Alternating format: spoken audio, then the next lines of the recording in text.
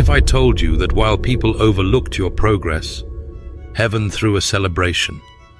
While you sat in silence resisting the temptation to defend yourself, heaven rose to its feet. While you gave in secret, loved without applause, and obeyed without a spotlight, angels recorded every moment with reverence. This is not just a message. It is heaven's whisper, echoing through time to find you today. You've wondered if your quiet yes mattered. You've questioned if your hidden tears counted for anything. You've felt unseen not by God, but by people who only recognize crowns, never crosses. But I've come to tell you this word is not here to entertain your emotions. It's here to confirm your alignment. You are not lost in the crowd. You are known in the courts of heaven. Zephaniah 3 verse 17 reminds us that God rejoices over us with singing. Not when we perform, but when we posture ourselves in surrender. Heaven is pleased not because you've been flawless, but because you've been faithful. Hebrews 6 verse 10 declares that God is not unjust to forget your work and the love you've shown. You may not even realize the weight of your obedience, but God does. Every time you forgave when it hurt, every time you worshipped while you bled, every time you spoke life when death circled your mind. You have been tested in silence, and now you are being trusted in secret. Friend, this isn't about numbers, likes, or recognition. This is about endurance. This is about a reward being formed around your name because of what few have seen, but God never missed. The applause of man fades, but the delight of the Father forms legacy. Psalm 56 verse 8 says, "He collects every tear in a bottle." Do you understand what that means? It means not even your pain was wasted. So breathe. Settle your spirit. You are not behind. You are not forgotten. You are not invisible. This is not hype. This is a divine unveiling. The reason you were drawn to this message is because heaven has been waiting for this moment to show you what it's known all along. You bring joy to the heart of God. You didn't make noise when others took shortcuts. You didn't argue when others chased applause. You didn't raise your hand to be noticed, you bowed your head to be consecrated. And that, my friend, is why heaven is clapping. When the world tried to convince you that compromise was the only way forward, you clung tighter to the word that anchored your soul. When people mocked your restraint and called your purity outdated, you held your ground not out of pride but out of purpose. Because you knew. You knew that your life wasn't a stage, it was an altar. You knew that real favor isn't found in popularity, but in purity. You didn't need the approval of men, because you already had the affection of the Father. In a time when culture glorified compromise, you chose to be set apart. When everyone else bowed to trends, you bent your knees to the throne. That decision wasn't glamorous, but it was glorious. Because heaven took notice of what you resisted, not just what you pursued. You didn't sell your birthright for a temporary thrill. You didn't surrender your calling to fit in rooms you were never supposed to enter. You didn't trade your anointing for applause or your peace for platforms. You said no, not because it was easy, but because it was holy. And heaven recorded every no as an act of worship. Romans 12 verse 1-2 reminds us that offering ourselves as a living sacrifice is true worship, pure, pleasing, and powerful. You've lived that verse with your decisions, your discipline, your dignity. The world doesn't honor what it can't understand. But God, He honors what the world overlooks. And when you said no to what glittered, you said yes to what was gold. You protected your mind from pollution, your heart from bitterness, your body from entanglement, and your spirit from contamination. That kind of purity is rare, and it shakes hell itself. Because purity isn't weakness, it's power under control. It's obedience in silence. It's worship in warfare. You didn't protect your image, you protected your intimacy with God. And that kind of decision rewrites generational patterns.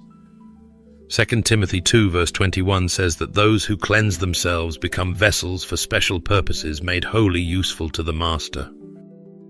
That's you.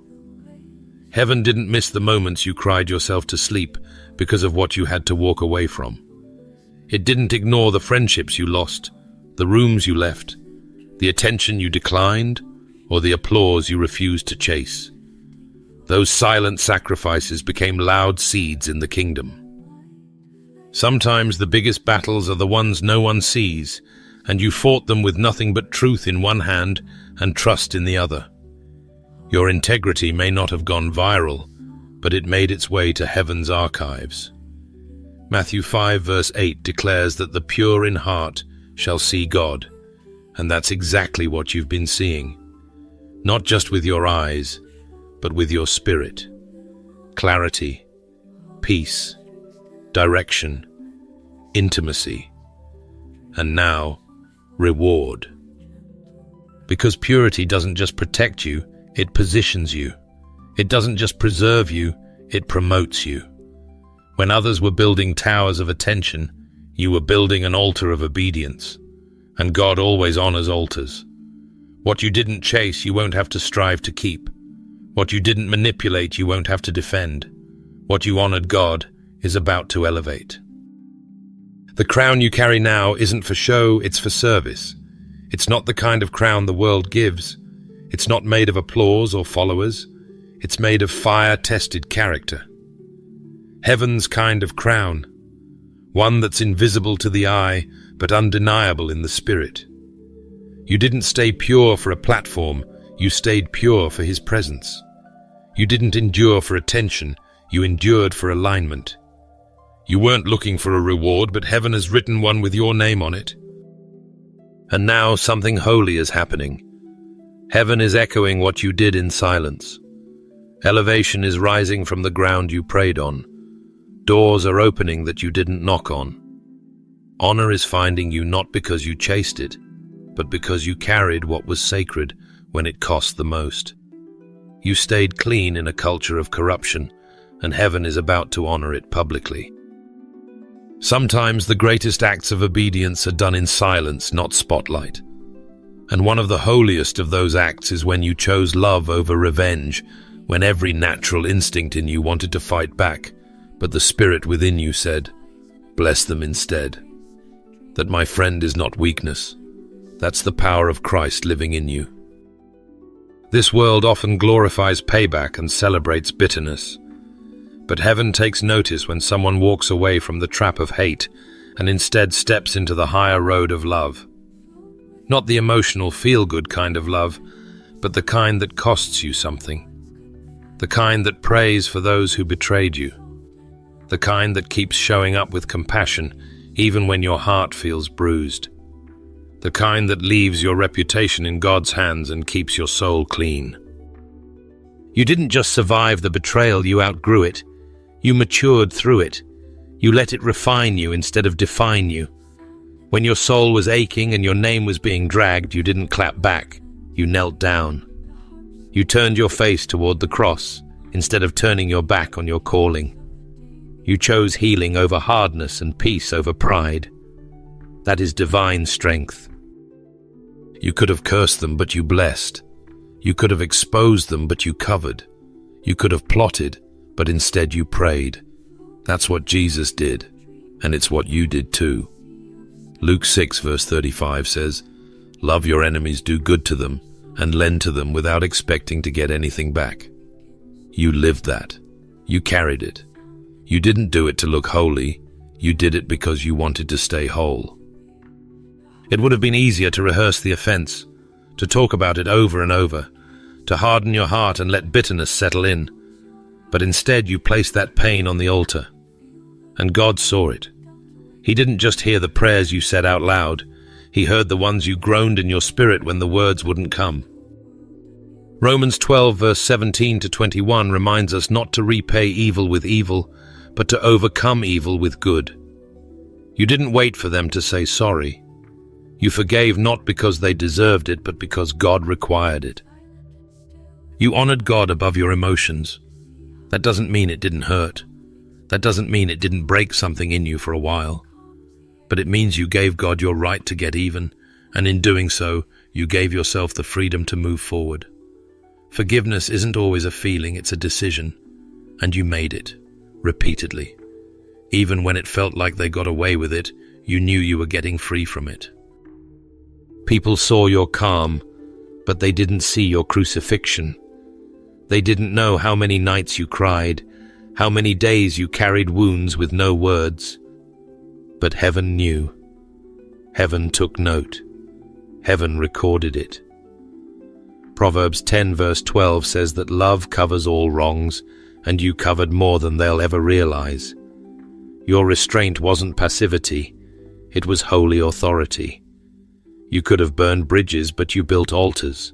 You could have chosen resentment, but you chose redemption. And in doing so, you shifted the spiritual atmosphere around your life. You stopped cycles. You silenced generational retaliation. You became the intercessor in the battle, not the instigator in the fight. You put your sword down so God could pick his up. And because of that, there is favor tracking your name. There is healing chasing you down. You have become the kind of person God can trust with more, because you've shown that love leads your decisions, not pride. As C.S. Lewis once said, "Love is not affectionate feeling, but a steady wish for the loved person's ultimate good as far as it can be obtained." That's what you lived. You didn't just love people, you loved them the way Christ loves, steadily, quietly, sacrificially. So now don't be surprised when heaven responds to what you released. Don't be surprised when peace starts flooding your soul again, when clarity returns, when doors open that no man can shut. Because you didn't retaliate, you released. And heaven always honors the heart that chooses love, especially when hate would have been the easier road. And while the world moved on, assuming you had nothing to show for your silence, something extraordinary was unfolding behind the veil. Because obedience in its most powerful form doesn't shout, it whispers. And those quiet decisions, those unseen sacrifices, those private surrenders, they've been echoing through the halls of heaven, louder than any sermon or stage. Friend, you passed more tests than you realized. Not the kind marked by applause or approval, but the kind only God could see. The kind that measured how you handled offense without clapping back. How you honored God when no one was looking. How you worshipped when everything in you was breaking. Those were divine thresholds disguised as ordinary moments, and you crossed them not by performance but by posture. You sowed in silence. You gave when you had little. You forgave when it cost you something. You could have justified bitterness, entitlement, self-promotion, but instead you chose the narrow road, the one with no spotlight but eternal reward. That right there is the kind of life that gets heaven's attention. Matthew 6 verse 4 says that what is done in secret the Father rewards openly. And whether you knew it or not, every time you chose integrity over convenience, you passed a test. Every time you bowed your head instead of raising your voice, you passed a test. Every time you stayed planted when everything in you wanted to flee, you passed a test. These weren't just life events, they were spiritual examinations. And here's what's even more incredible. You didn't even know you were being tested, but you still passed. Why? Because you leaned on grace, not your own strength. You didn't perform for God, you pursued him. You weren't trying to earn anything, you were trying to stay close to his heart. And that posture, that humility, that quiet hunger, it spoke louder in heaven than 1,000 sermons. Heaven doesn't promote based on charisma. Heaven promotes based on character. And while people saw your stillness, God saw your strength. While they overlooked your process, God was tracking your posture. 1 Samuel 16 verse 7 reminds us that man looks at the outward appearance, but God looks at the heart. And he saw yours through the trials, through the confusion, through the waiting. And what he saw pleased him. You weren't trying to build a platform, you were learning how to carry the weight of purpose. That's why it felt so heavy at times. That's why it felt like nobody understood. Because the tests you were taking weren't for people to grade, they were for heaven to witness. And heaven was watching closely. James 1 verse 12 declares, "Blessed is the one who perseveres under trial, because having stood the test, that person will receive the crown of life." That crown isn't just symbolic, it's authority, it's favor, it's divine backing. You've been stacking spiritual credibility in silence. You've been faithful in the shadows. And now the shift is coming, not because you demanded it, but because you've been entrusted with it. You didn't ask for attention, and that's why you're ready for elevation. You didn't fake purity, you lived it. You didn't announce your obedience, you walked it out. And heaven has recorded it all. There were moments you almost gave up. Moments it felt like your faith was hanging on by a thread. But you didn't fold. You stayed. You fought quietly. And now you're being called loudly. God is calling your name not because you performed well, but because your posture said, "Even if no one sees, I'll still be faithful."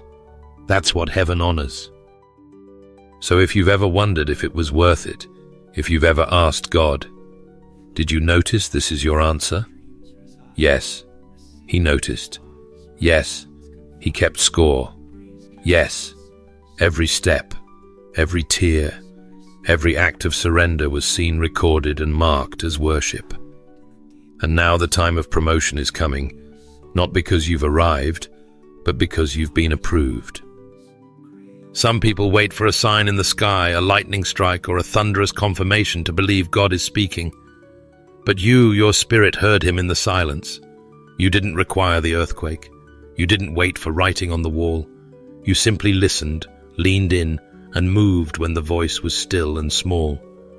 And that, beloved, is the kind of obedience that makes heaven rise to its feet. There is a rare and holy kind of faith that doesn't demand answers before it takes the first step. It doesn't need blueprints. It only needs breath. You heard the whisper when it would have been easier to follow the noise. You didn't require the crowd to validate your conviction. You didn't wait for permission from man when the Spirit had already given you direction. That's what separates those who are led by God from those who are led by circumstances. Let's not forget how God spoke to Elijah, not in the fire, not in the wind, not in the earthquake, but in the still small voice. 1 Kings 19 verse 12. That's the voice you obeyed. That's the whisper that became your compass when everything around you looked like contradiction. People may have looked at your life and seen confusion, but what they couldn't see was your clarity of heart. Because you weren't walking by sight, you were walking by trust. And that kind of trust doesn't come cheap. It's born in the hidden place. It's forged in the silent seasons where the only sound is your own heartbeat lining up with heaven's. Obedience wasn't easy for you. It cost you comfort. It cost you convenience. Sometimes it even cost you connection with people who couldn't understand your spiritual sensitivity. But you left the familiar not because you had all the facts, but because you had faith. Isaiah 30 verse 21 says, "Your ears will hear a voice behind you saying, 'This is the way, walk in it.' And you did. You walked, even when the way was dimly lit, even when it made no earthly sense. That's why God could trust you, not with the spectacular, but with the subtle. Not with the loud, but with the low whisper that only the quiet-hearted can detect.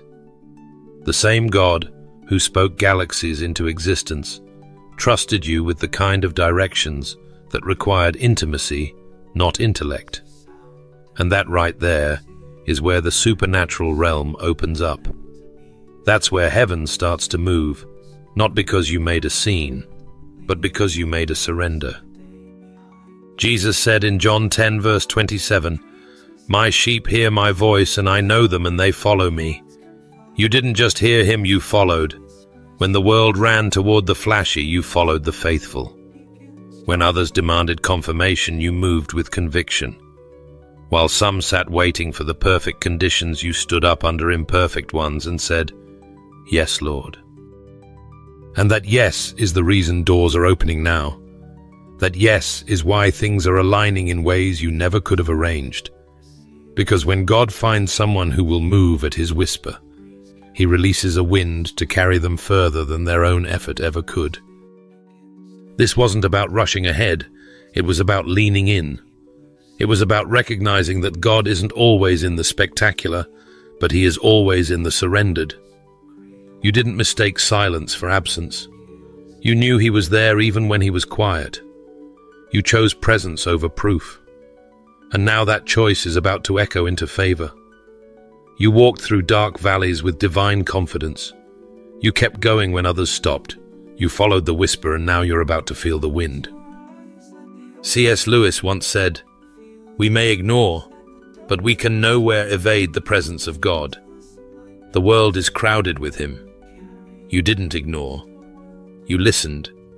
You leaned into that crowded silence and discerned his presence. And because you did, heaven is shifting in your favor.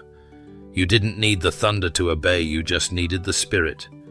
And now you're about to see what only the sensitive ever receive. Some people build to be seen. Others build to be faithful. And then there are those like you who kept building when no one was watching, when no one clapped, when the world said it was a waste of time. That kind of grit doesn't come from ego. It comes from assignment.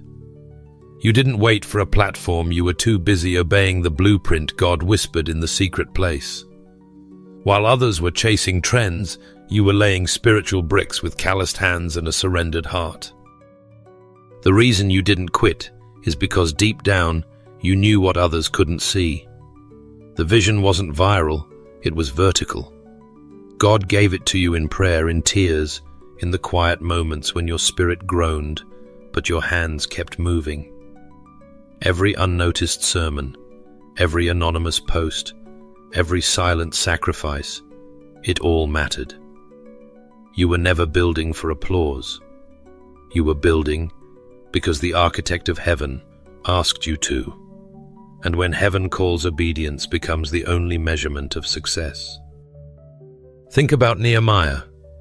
When his enemies tried to lure him off the wall with distractions and threats, his answer was not insecurity, it was identity. "I am doing a great work, and I cannot come down," Nehemiah 6 verse 3. That was your spirit too. You knew the assignment was greater than the affirmation. You weren't interested in visibility, you were committed to victory. And each day you chose consistency over comfort, curses began to break that you didn't even know were hovering over your bloodline. That kind of faith isn't casual, it's generational. Your obedience became the blueprint. Heaven saw how you showed up with no stage, how you labored in fields that seemed barren, how you watered seeds with tears, not knowing when or if the harvest would come. But you didn't give up. Galatians 6 verse 9 reminds us not to grow weary in well-doing, for in due season we shall reap if we faint not. And beloved, your due season is responding to your persistence. You didn't need feedback to keep going. You had faith. And that faith made you dangerous to the kingdom of darkness. Because the enemy isn't afraid of hype, he's afraid of holiness. He trembles when someone chooses to keep building when every external sign says it's not working. He panics when you keep showing up to your assignment without applause, without traction, without recognition. Because it means you're not depending on man, you're depending on God. Heaven watched every unnoticed yes. Every time you said, "I'll still show up." Every time you preached to 5 people with the same fire as if it were 5,000. Every time you wrote, sang, taught, served, or sowed when no one else saw the value. That kind of faithfulness is not missed in heaven. It's multiplied. It's measured with eternal weight. It builds something in you that man cannot manufacture: credibility with the Spirit of God. Matthew 25 verse 23 echoes like thunder over your life. "Well done, good and faithful servant. You have been faithful over a few things. I will make you ruler over many." You were never building just for now. You were laying groundwork for what heaven is about to release. You were being entrusted with tools that unlock territories. And now the same hands that labored in obscurity are about to be entrusted with visibility not for your glory but for God's. The structure you built in silence has reached a tipping point in the spirit. And while others were measuring fruit by followers, heaven was measuring root by faithfulness. Because what you built in the dark has the strength to carry light. What you formed in isolation has the depth to withstand elevation. You didn't chase a crowd, you chased a call. And that, my friend, is what God crowns. What looked like wasted labor was actually worship. And now the ground is shifting beneath your feet, not because you demanded attention, but because you were faithful in the unseen. What you've built wasn't just with your hands, it was with your heart. And now as the structure rises and divine visibility begins, let's be honest, there would be no strength in your voice if there hadn't been surrender in your soul. Before there was a message, there was a breaking. Before there was any leadership, there was a limp. And while the world often crowns charisma, heaven crowns the crushed. You could have rushed ahead. You had the gifting, you had the ideas, you had the opportunities. But instead you paused. You didn't grab the mic, you dropped to your knees. You chose the holy route. You let God get under the surface deep where the spotlight doesn't reach. Because you knew that unhealed leaders eventually bleed on the people they're called to serve. You didn't want that. You didn't want to preach pain while still being ruled by it. So you let the Spirit do what no platform could sanctify the chambers of your heart. That's not weakness. That's spiritual maturity. Some people preach from information. You began to live from transformation. You wept before you were ever handed influence. You waited before you were ever welcomed into rooms. And that is what makes you dangerous to the enemy and precious to the kingdom. Psalm 51 verse 17 says that the sacrifices of God are a broken spirit. A broken and contrite heart God will not despise. And you brought that heart day after day to the altar. Not to impress, not to perform, just to be made whole. Because you didn't want to lead people into places you hadn't walked through with God yourself. And that posture it built more than character. It built credibility with heaven. You let him correct you in private before you ever gave counsel in public. You let him pull pride out of the corners of your soul before you ever asked others to bow their heads. You didn't speak over your pain. You let God speak into it. You didn't put a bandage on your past. You let God resurrect your inner life. And because of that, what flows from you now isn't reaction, it's revelation. It's not noise, it's oil. And that oil came at a price no one else saw but God alone. Isaiah 61 verse 1 says, "The Spirit of the Lord is upon me, because the Lord has anointed me to preach good news to the poor. He has sent me to bind up the brokenhearted." Notice the order. God anoints you to preach only after you've allowed him to touch the places that needed binding. You became the message before you ever delivered one. You became the vessel by being vulnerable. You became the healing by first becoming healed. You didn't run ahead of your restoration. You sat in it. You let it soak in. You laid low while others raced forward. You weren't seduced by quick influence. You waited for divine integrity. You let the fire purify before you let the fire ignite. And that is why now when you open your mouth, things shift. That is why now when you walk into a room, chains rattle in the invisible. Because you carry something that wasn't rushed, it was refined. God can trust you with people now. Because he watched you surrender when no one else was watching. He saw you cancel the post and choose prayer. He saw you turn the applause down and turn your altar life up. He saw you get real about your anger, your grief, your story, and you let him touch what trauma tried to hide. That kind of transparency births transformation. And here's the mystery of it all. You thought you were falling behind while others were leading. But heaven was actually pulling you ahead. Because what flows from you now isn't theory, it's truth soaked in tears. What flows now isn't a message, it's a mantle. 2 Corinthians 1 verse 4 says that God comforts us in all our troubles so we can comfort others with the same comfort we received. That's you. You're not giving out of knowledge, you're pouring from a healed well. And this world doesn't need louder leaders. It needs deeper ones.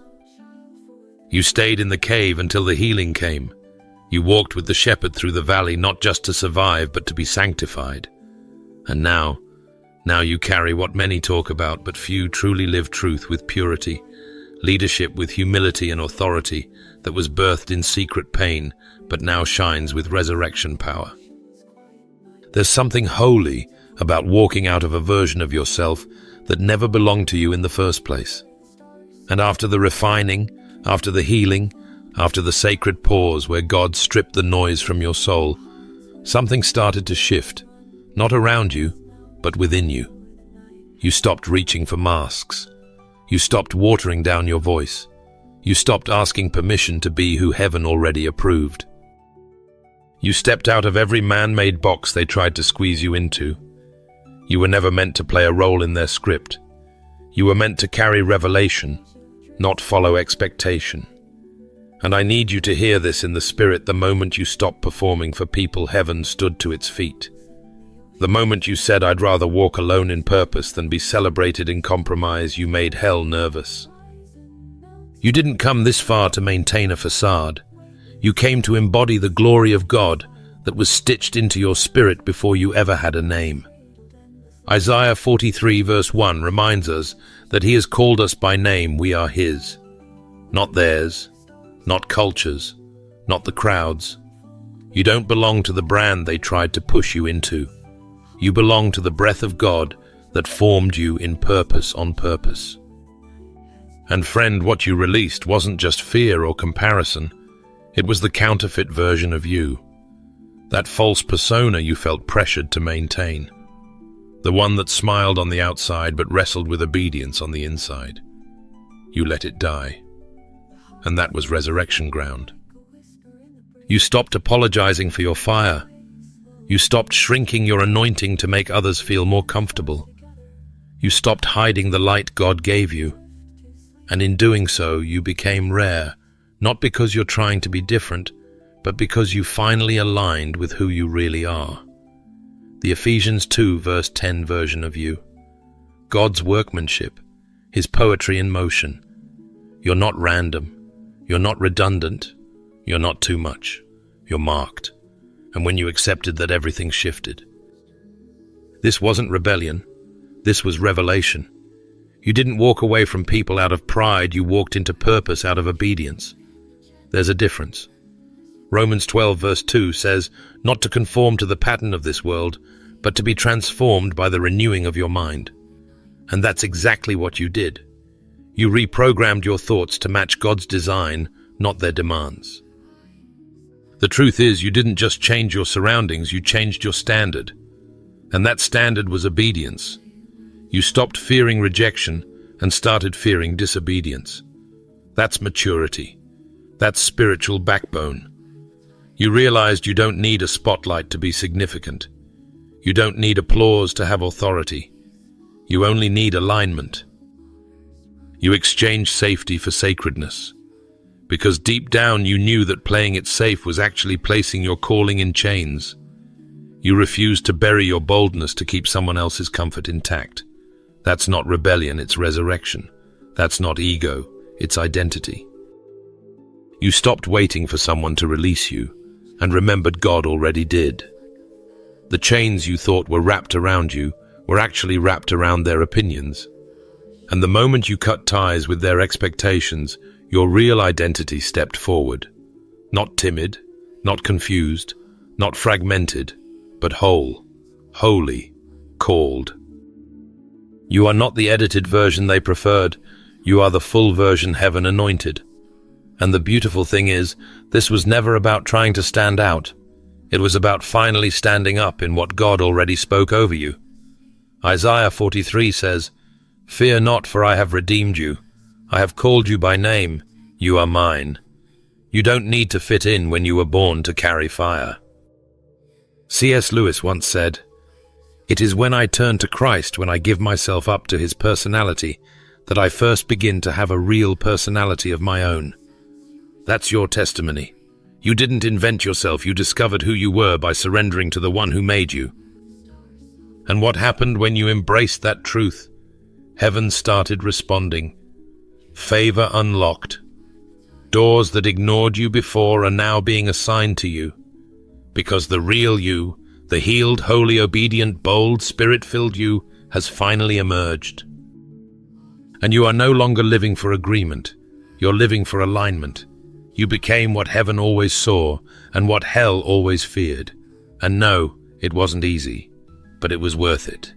Because now everything that flows from you is real, pure, unshakable, and it's only just beginning. By the time many would have given up, you did something rare. You clapped while your own hands were still empty. You danced at someone else's breakthrough while your prayer request sat untouched. And it wasn't fake. It wasn't forced. It was faith. Because deep in your spirit you knew that what God did for them, He could still do for you. But instead of letting jealousy fester, you chose joy. Instead of closing your heart, you kept it open, generous, humble, and full of hope. That's not natural. That's supernatural. That's the kind of posture only heaven can cultivate. And heaven did more than notice it, recorded it. Because when others were busy comparing timelines, you were blessing them for crossing theirs. When promotions came to people who hadn't prayed as long, hadn't cried as hard, hadn't stayed as faithful, you chose not to resent them. You rejoiced. Romans 12 verse 15 tells us, "Rejoice with those who rejoice." And you did. That was your altar. That was your offering. Not grudging compliance, but genuine celebration. You praised God for what He was doing, even if the miracle had someone else's name on it. You didn't let bitterness take root when others bore fruit. You didn't let insecurity speak louder than your identity. And because of that, your character began to grow deeper than your request. That's what God looks for. Not polished performances, but surrendered hearts. Philippians 2 verse 3-4 reminds us to value others above ourselves, to look to their interests and not just our own. You didn't just memorize that verse, you modeled it. You watched weddings happen while still single. You saw babies born while you were still waiting on healing. You witnessed ministries expand while you were still wondering if yours would ever launch. And through it all, you sowed joy. You poured encouragement. You gave hugs, wrote prayers, sent gifts, left comments, and whispered, "Thank you, Lord," for someone else's blessing, even when it felt like it skipped you. That is not weakness. That is the strength of Christ operating through a surrendered vessel. You didn't just wait well, you waited with worship. You lifted up others even while your own spirit felt heavy. You didn't just support people, you sowed joyfully into their success. And that kind of generosity never returns void. Luke 6 verse 38 says, "Give, and it will be given to you. For with the measure you use, it will be measured to you." What you gave in your waiting season wasn't lost. It was multiplied. God is not unjust to forget how you poured from your place of lack. While others were storing up resentment, you were storing up reward. While some withheld celebration to protect their pride, you opened your mouth and let praise flow for someone else. You didn't guard your joy, you gave it away. And because of that, God is about to do more than answer you. He's about to honor you. Your celebration wasn't just kind, it was prophetic. Every shout for someone else's miracle was a declaration that yours is still possible. Every congratulation was a spiritual act of agreement with the goodness of God. And in doing so, you planted seeds not just of kindness, but of kingdom vision. You said, "God, if you can do it for them, I trust. You still see me." That trust, it's been counted as righteousness. You didn't let the delay damage your dignity. You didn't let the wait distort your worship. You kept your hands clean, your motives pure, and your heart open. And because you could celebrate what you didn't yet hold, God can now trust you with what's been held back. Your delay wasn't punishment, it was preparation. It purified your intentions. It trained your responses. It deepened your joy. Because when the blessing comes, you won't hoard it, you'll multiply it. You won't flaunt it, you'll testify about it. You won't just receive it, you'll release it to others with the same joy you once gave when you had nothing to show.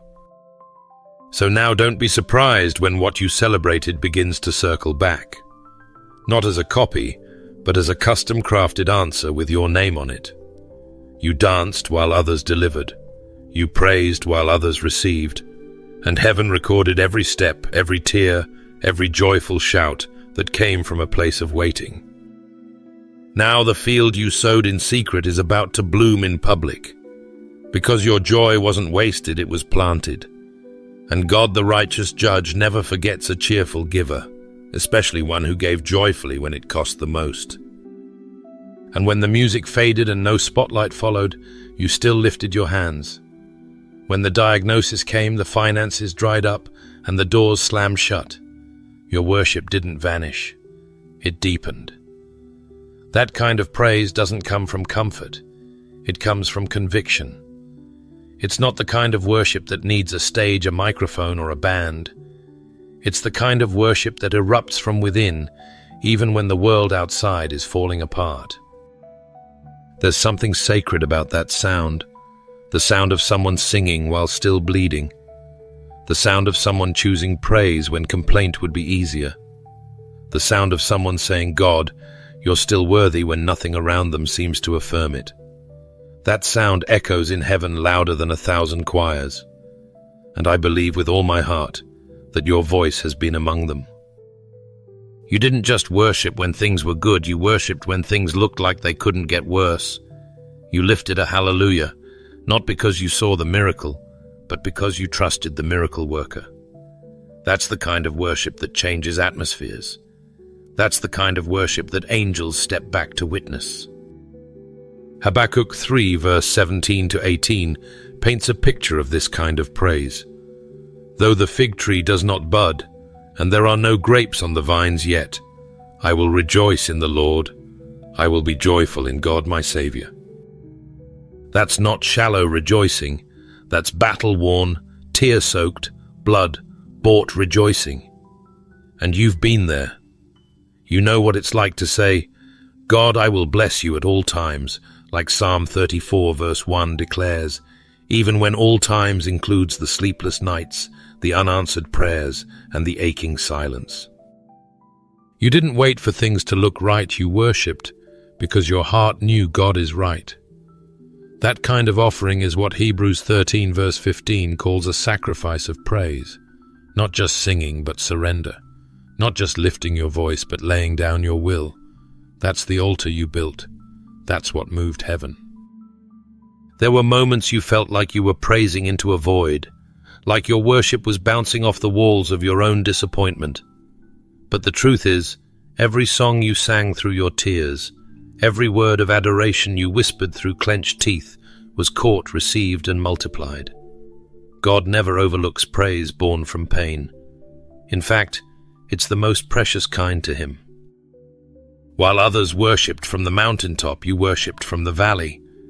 And the valley is where intimacy is forged. It's where God reveals himself not just as deliverer, but as companion, not just as healer, but as the one who sits with you in the fire. That's why you know him now, not by theory, but by encounter.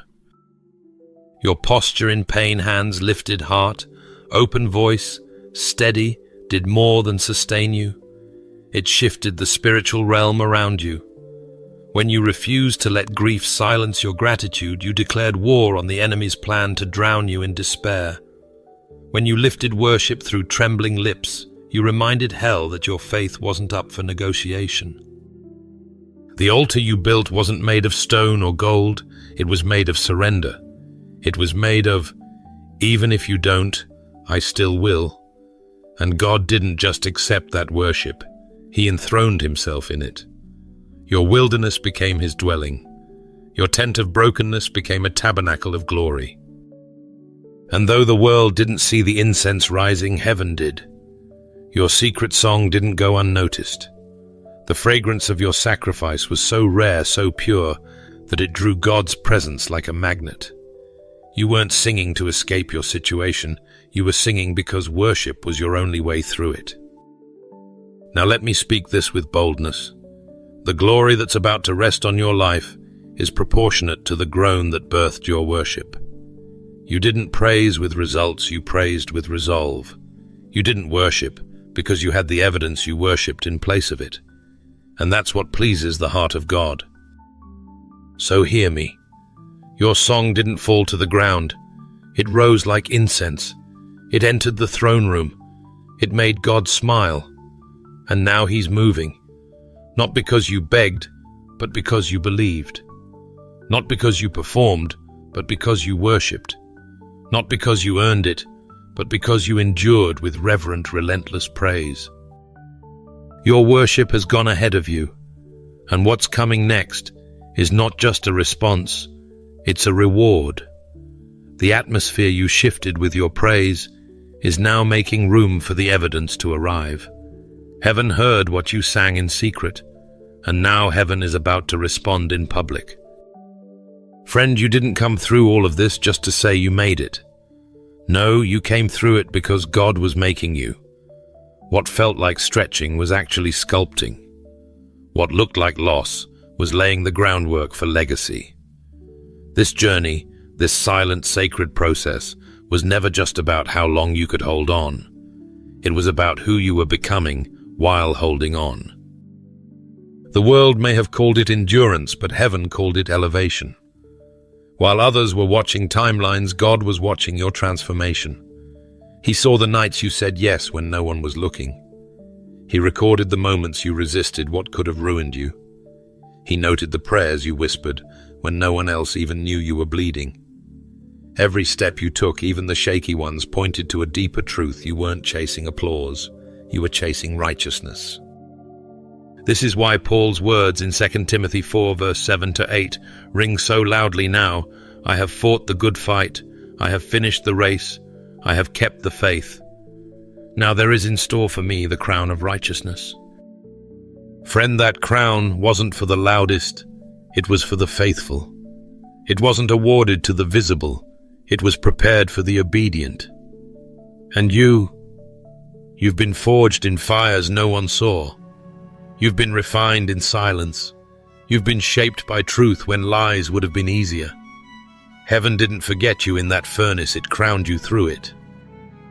Psalm 18 verse 20 declares that the Lord has dealt with me according to my righteousness. That's why what's coming isn't random, it's righteous. The doors about to swing open aren't responding to your effort. They're responding to your alignment.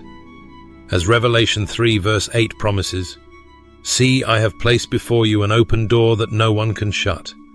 That wasn't promised to the strongest, it was promised to the surrendered. So I need you to hear me with clarity and conviction. You weren't buried. You were built. You weren't being punished. You were being positioned. This was never just about surviving the wilderness. It was about inheriting the promise. You didn't perform for a crown. You were purified for one. And now the shift is here. Heaven is not just pleased, it's preparing the path for your release. Before we close, I want to invite you right where you are to pause, breathe deeply, and join me in a moment of sincere, fervent prayer. This isn't just a ritual, this is a divine exchange.